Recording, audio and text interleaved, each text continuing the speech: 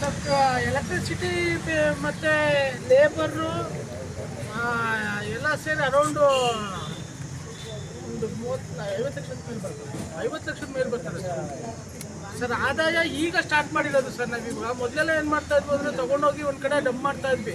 ಆ ಡಂಪ್ ಮಾಡೋ ವ್ಯವಸ್ಥೆನ ಸರ್ಕಾರ ನಿಷೇಧ ಮಾಡಿದೆ. ಮತ್ತು ಏನು ಕಸ ಬರ್ತದೆ ಅದನ್ನು ಕಡ್ಡಾಯವಾಗಿ ನಾವು ಗೊಬ್ಬರ ಮಾಡಬೇಕು ಅನ್ನೋ ಒಂದು ಕಾನ್ಸೆಪ್ಟ್ ತಂದಿರೋದ್ರಿಂದ ಈಗ ಲಾಸ್ಟ್ ಒಂದು 6 ತಿಂಗಳಿಂದ ಸ್ಟಾರ್ಟ್ ಮಾಡಿದ್ದೀವಿ ಸರ್. 6 ತಿಂಗಳಿಂದ ನಗರಸಭೆಗೆ ಒಂದು 80,000 ಬಂದಿದೆ. ಮತ್ತು ಇನ್ನು MRF ಅಂತ ಒಂದು ಕಾನ್ಸೆಪ್ಟ್ ಮಾಡಿದ್ದೀವಿ, ಮೆಟೀರಿಯಲ್ ರಿಕವರಿ ಫೆಸಿಲಿಟಿ ಅಂತ. ಅದರಿಂದನೂ ನಾವು ಆದಾಯ ತೊಗೊಬೇಕು ಅನ್ನೋ ಉದ್ದೇಶ ಇದೆ. ಬಟ್ ಏನಾಗುತ್ತೆ, ಸಾರ್ವಜನಿಕರು ಅವ್ರ ಮನೇಲಿ ಏನು ಉತ್ಪತ್ತಿ ಆಗುತ್ತೆ ಎಲ್ಲ ಕಸನು ನಮ್ಗೆ ಕೊಟ್ಬಿಟ್ರೆ ನಮಗೆ ಆಲ್ಮೋಸ್ಟ್ ಅಲ್ಲೂ ರಿಕವರಿಗೂ ಪಾಯಿಂಟ್ ಆಫ್ ವ್ಯೂ ಬರ್ತದೆ. ಅಲ್ಲಿ ಸಾರ್ವಜನಿಕರು ಏನು ರೀಸೈಕಲ್ ಆಗುತ್ತೆ ಅದನ್ನೆಲ್ಲ ಅವ್ರು ಇಟ್ಕೊಂಡು ಡಿಸ್ಪೋಸಲ್ ಮಾಡೋದೆಲ್ಲ ನಮಗೆ ಕೊಡ್ತಾರೆ. ಸೊ ನಾವು ಆ ಡಿಸ್ಪೋಸಲ್ ಮಾಡೋದ್ರಲ್ಲಿ ತಗೊಂಡು ನಾವು ಆದಾಯ ತೆಗಿಬೇಕಾಗುತ್ತೆ. ನಾವು ಮಾಡ್ತಿರೋ ಉದ್ದೇಶ ಆದಾಯ ತಗೊಳೋದಲ್ಲ, ಸಮಾಜಕ್ಕೆ ಒಂದು ಒಳ್ಳೆಯ ಕಾರ್ಯಕ್ರಮ ಆಗಬೇಕು, ನಾಗರಿಕರಿಗೆ ಯಾವುದೇ ರೀತಿ ಅನಾನುಕೂಲ ಆಗಬಾರ್ದು ಅನ್ನೋ ಉದ್ದೇಶಕ್ಕೆ ಈ ಕಾರ್ಯಕ್ರಮ ಮಾಡ್ತಾ ಇದ್ದೀವಿ ಸರ್. ಕೋಳಿ ತ್ಯಾಜ್ಯ ಮತ್ತು ಏನು ಮಟನ್ ತ್ಯಾಜ್ಯ ಬರ್ತದೆ ಅದಕ್ಕೆ ಪ್ರತ್ಯೇಕವಾಗಿ ವೆಹಿಕಲ್ನ ನಾವು ಒಂದು ಅದಕ್ಕೆ ಅಂತ ಪರ್ಟಿಕ್ಯುಲರ್ ಆಗಿ ಒಂದು ವೆಹಿಕಲ್ನ ಬಿಟ್ಟಿದ್ದೀವಿ. ಅದು ಅವ್ರು ಏನು ಮಾಡ್ತಾರೆ, ಎಲ್ಲ ತೊಗೊಬಂದು ನಮ್ಮ ಲ್ಯಾಂಡ್ಫಿಲ್ ಸೈಟಲ್ಲೇ ಒಂದು ಡೀಪ್ ಬರಿಯಲ್ ಅಂತ ಒಂದು ಪಿಟ್ ಮಾಡಿದ್ದೀವಿ. ಆ ಪಿಟ್ಟಿಗೆ ಹಾಕಿ 2 ದಿನಕ್ಕೊಂದ್ಸಲ ಆ ಪಿಟ್ಟನ್ನು ಮುಚ್ತೀವಿ. ಸೊ ಅದು ಕಾನ್ಸೆಪ್ಟ್ ಇರೋದೇ ಅದೇ ಥರ ಮಾಡ್ತಾರೆ ಸರ್. ಕೊಡ್ತಾ ಇದಾರೆ ಅಂತ ಯಾಕೆಂದ್ರೆ ಸರ್ ಈಗ ನಮಗೆ ಗೊತ್ತಲ್ಲ, ಕಡೆ ತಂದಾಕ್ಬಿಡೋರು ಆಲ್ಮೋಸ್ಟ್ ನಾವು ಎಲ್ಲ ಅಂಗಡಿಗಳಿಗೂ ಒಂದೊಂದು ನಮ್ಮಲ್ಲೇ ಮಾಡ್ತಾ ಇದ್ದೀವಿ, ಕೆಲಸ ಮಾಡ್ತಾ ಇದ್ದೀವಿ ಅಂತ ಅಲ್ಲಿ ಏನು ಮಾಡ್ತಾ ಇದ್ದೀವಿ ಅಂತ ಈಗ ನಮ್ಮ ಏನು ಅದನ್ನು ಇಲ್ಲಿ ಡೆಮೋ ಮಾಡಿದ್ದೀವಿ. ಸೊ ಏನು ಕಸ ತಗೊಂಡು ನಾವು ಹೊರಗಡೆ ತೆಗಿತೀವಿ, ಸೈಂಟಿಫಿಕ್ ಆಗಿ ವಿಲೇವಾರಿ ಮಾಡ್ತಾ ಇದ್ದೀವಿ. ಅದರಿಂದ ಗೊಬ್ಬರ ಮಾಡ್ತಾ ಇದ್ದೀವಿ. ಆ ಗೊಬ್ಬರನ ನಾವು ಯೂಸ್ ಮಾಡಿ ಸಪ್ರೇಟ್ ಮಾಡ್ಕೊಂಡು ಆ ಗೊಬ್ಬರ ರೆಡಿ ಮಾಡ್ತಾ ಇದ್ದೀವಿ. ನೀವು ಕೊಟ್ಟಿರೋ ಕಸದಿಂದ ನಾವು ಗೊಬ್ಬರ ರೆಡಿ ಮಾಡಿದ್ದೀವಿ. ನೀವು ಮನೇಲಿ ಏನು ಕಸ ಕೊಟ್ಟಿದ್ದೀವಿ ನಮಗೆ ಆ ಕಸದಿಂದ ನಾವು ಯೋಚನೆ ಮಾಡಿದ್ದೀವಿ, ಸರ್ಟಿಫೈಡ್ ಮಾಡಿ ಮಾಡ್ತಾ ಇದ್ದೀವಿ, ಮಾರಾಟ ಮಾಡ್ತಾ ಇದ್ದೀವಿ.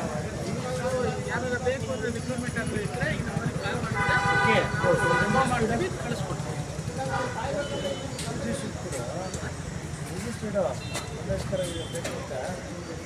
ಪ್ರತಿ ಕೆಜಿಗೆ 2 ರೂಪಾಯಿ ಅಂತ ರೈಟ್ ಫಿಕ್ಸ್ ಮಾಡಿದ್ದೀವಿ.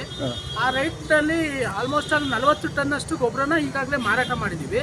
80,000 ರೂಪಾಯಿಯಷ್ಟು ಅಮೌಂಟ್ನ ನಗರಸಭೆಗೆ ಜಮಾ ಆಗಿದೆ. ಸೊ ಏನು ತೊಗೊಂಡೋಗಿದ್ದಾರೆ ಅವರೇ ಮತ್ತೆ ಬಂದು ರಿಕ್ವೈರ್ಮೆಂಟ್ ಕೇಳ್ತಾ ಇದ್ದಾರೆ. ಅದ್ರ ಜೊತೆ ನಾವು ಇನ್ನೂ ಏನಂದರೆ ಬರೀ ಒಬ್ಬರಿಗೆ ಕೊಡೋದಲ್ಲ, ಎಲ್ಲರಿಗೂ ಕೂಡ ಅನ್ನೋ ಉದ್ದೇಶದಿಂದ ನಾವು ಮಾರ್ಕೆಟಿಂಗಿಗೋಸ್ಕರ ಈ ಥರ ಒಂದು ಪಾಂಪ್ಲೆಟ್ ಮಾಡಿದ್ದೀವಿ. ಎಲ್ಲ ಆಫೀಸ್ಗಳಲ್ಲಿ ಇದನ್ನು ಡಿಸ್ಪ್ಲೇ ಮಾಡಿದ್ದೀವಿ. ಯಾರು ಬೇಕು ಅಂದರೆ ಕಾಂಟ್ಯಾಕ್ಟ್ ಮಾಡಿದ್ರೆ ಖಂಡಿತ ನಾವು ಅದನ್ನು ಇದು ಮಾಡ್ತೀವಿ.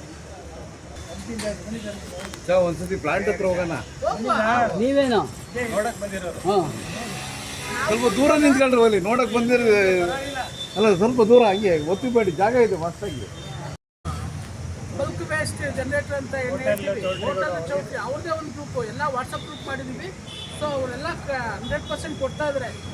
ಕೆಲವರು ಒಬ್ಬರು ಇಬ್ಬರು ಕೊತ್ತಿಂದಲೇ ಏನೋ ಡಿಸ್ಪೋಸ್ ಮಾಡ್ತಾ ಇರ್ಬೋದು, ಅವ್ರನ್ನೂ ನಾವು ಸ್ಟ್ರೀಮ್ಲೈನಿಗೆ ತೊಗೊಬರ್ತೀವಿ. ಎಲ್ಲರಿಗೂ ಈಗಾಗಲೇ ಒಂದು ವಾರ ನಗರಸಭೆಗೆ ಕರೆಸಿ ಅವ್ರಿಗೆಲ್ಲ ಮೀಟಿಂಗು ಮಾಡಿದ್ದೀವಿ, ಮಾಡಿ ಮಾಹಿತಿ ಕೊಡ್ತೀವಿ.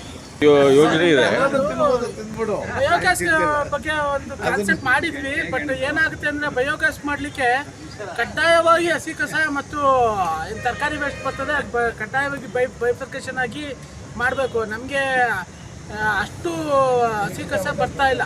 ಸೊ ನಾವೇನು ಮಾಡಬೇಕು, ಬಯೋಗ್ಯಾಸ್ನ ಮಾಡೋಂಥ ಕಾನ್ಸೆಪ್ಟನ್ನ ನಾವು ಸದ್ಯಕ್ಕೆ ಟೆಂಪ್ರವರಿಯಾಗಿ ನಿಲ್ಲಿಸಿದ್ದೀವಿ. ಯಾಕೆ ಟೆಂಪ್ರವರಿಯಾಗಿ ನಿಲ್ಲಿಸಿದ್ದೀವಿ ಅಂದರೆ ನಾವೇನು ಮಾರ್ಕೆಟ್ ವೇಸ್ಟ್ ಬರ್ತದೆ ಅದನ್ನು ನಾವು ಆಲ್ಮೋಸ್ಟ್ ಅಲ್ಲೂ ಗೋಶಾಲೆಗೆ ಕೊಡ್ತಾ ಇದ್ದೀವಿ. ನೇರವಾಗಿ ನಾವು ಗೋಶಾಲೆಗೆ ಕೊಡ್ತಾ ಇರೋದ್ರಿಂದ ನಮಗೆ ಹಸಿ ಕಸ ಸ್ವಲ್ಪ ಕಮ್ಮಿ ಆಗಿದ್ದರಿಂದ ಬಯೋಗ್ಯಾಸ್ನ ಯೋಜನೆ ಸದ್ಯಕ್ಕೆ ನಿಲ್ಲಿಸಿದ್ದೀವಿ ಸರ್.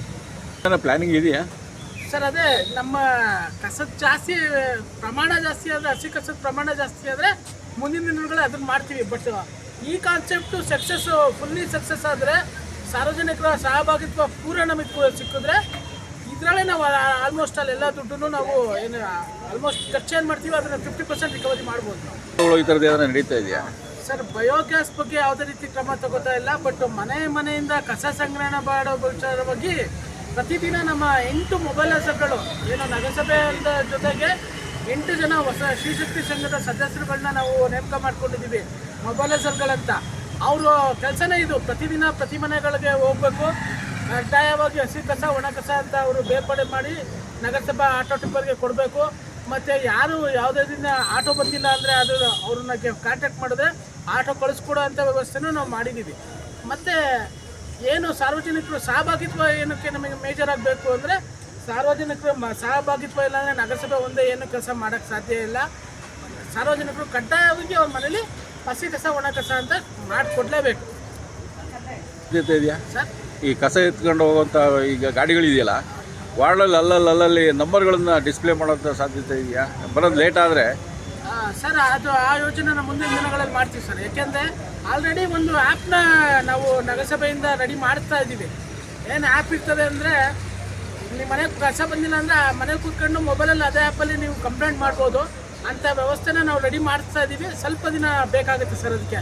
ಯಾಕೆಂದರೆ ಒಂದು ಸಾಫ್ಟ್ವೇರ್ನ ರೆಡಿ ಮಾಡಿ ಎಲ್ಲ ನಾಗರಿಕರಿಗಳಿಗೂ ಕೊಡಬೇಕು ಅಂದರೆ ಅದು ಸ್ವಲ್ಪ ದಿನ ಕಾಲಾವಕಾಶ ಬೇಕು, ಮತ್ತು ಅದಕ್ಕೆ ಫಂಡಿಂಗು ಬೇಕಾಗುತ್ತೆ. ಒಂದು ಯೋಜನೆಯಲ್ಲಿ ಅದನ್ನು ಅನುಷ್ಠಾನ ಮಾಡೋಕ್ಕೆ ಕ್ರಮ ತಗೋತಾ ಇದ್ದೀವಿ ಸರ್ ಆಲ್ರೆಡಿ. ನಗರಕ್ಕೆ ಸ್ವಾಗತ ಬರ್ತಾ ಇದೆ. ಸರ್ ಏನಾಗಿ ಸಾರ್ವಜನಿಕರು ಅದನ್ನ ಮಾಡ್ತಾ ಇದ್ದಾರೆ. ಸರ್ ಸ್ವಲ್ಪ ಏನಾದ್ರು ಏನಾಗಿದೆ ಅಂದರೆ, ನಮ್ಮ ಸಿಟಿ ಲಿಮಿಟಲ್ಲಿ ನಮ್ಮ ಕಾರ್ಯವ್ಯಾಖ್ಯೆ ಎಲ್ಲಿ ಬರ್ತದೆ ಅಂದರೆ, ನಮ್ಮ ಸಿಟಿ ಲಿಮಿಟ್ ಒಳಗಡೆ ಮಾತ್ರ ಬರ್ತದೆ. ಸಿಟಿಯಿಂದ ಔಟ್ಸ್ಕರ್ಟ್ ಏನಿದೆ ಪಂಚಾಯತಿಗಳ ಲಿಮಿಟಿಗೆ ಬರ್ತದೆ. 4 ಕಡೆ ದಿಕ್ಕಲ್ಲೂ ನಮಗೆ 4 ಪಂಚಾಯತಿಗಳಲ್ಲಿ ಬರ್ತದೆ. ಅಲ್ಲೇನಾಗ್ತಾ ಇದೆ ಅಂದರೆ, ಪಂಚಾಯತಿಲಿ ಏನೋ ಈ ಥರ ವ್ಯವಸ್ಥೆ ಇಲ್ಲದೆ, ಕಸ ಸಂಗ್ರಹಣೆ ಮಾಡೋಕ್ಕೆ ವ್ಯವಸ್ಥೆ ಇಲ್ಲದರಿಂದ ಅಲ್ಲಿ ನಾಗರಿಕರು ತಗೊಬಂದು ನಮ್ಮ ಸಿಟಿ ಎಂಟ್ರೆನ್ಸ್ಗಳೆಲ್ಲ ಆಗ್ತಾ ಇದ್ದಾರೆ. ಅದು ಒಂಥರ 2-3 ಕಂಪ್ಲೇಂಟ್ ಸಹ ಬಂದಿದೆ. ಗ್ರಾಮ ಪಂಚಾಯತಿಗಳಿಗೂ ನಾವು ಸಹ ಈಗಾಗಲೇ ಪತ್ರ ವ್ಯವಹಾರ ಮಾಡಿದ್ದೀವಿ. ಈ ಥರ ಆಗ್ತಾ ಇದೆ, ನಮ್ಮ ಸಿಟಿಗೆ ಸ್ವಾಗತನ ಕಸದ ಮುಖಾಂತರ ನಾವು ಮಾಡ್ತಾ ಇರೋದು ಅಷ್ಟು ಸಮಂಜಸ ಅಲ್ಲ. ತಮ್ಮ ವ್ಯಾಪ್ತಿಲಿ ಏನು ಕಸ ಬರ್ತದೆ ಅದನ್ನು ವಿಲೇವಾರಿ ಮಾಡೋಕ್ಕೆ ಕ್ರಮ ತಗೊಳ್ಳಿ ಅಂತ ಈಗಾಗಲೇ ಪತ್ರ ವ್ಯವಹಾರ ಮಾಡಿದ್ದೀವಿ ಸರ್. ಮುಂದಿನ ದಿನಗಳಲ್ಲಿ ಇನ್ನೂ ಅಗತ್ಯ ಕ್ರಮ ತಗೋತೀವಿ.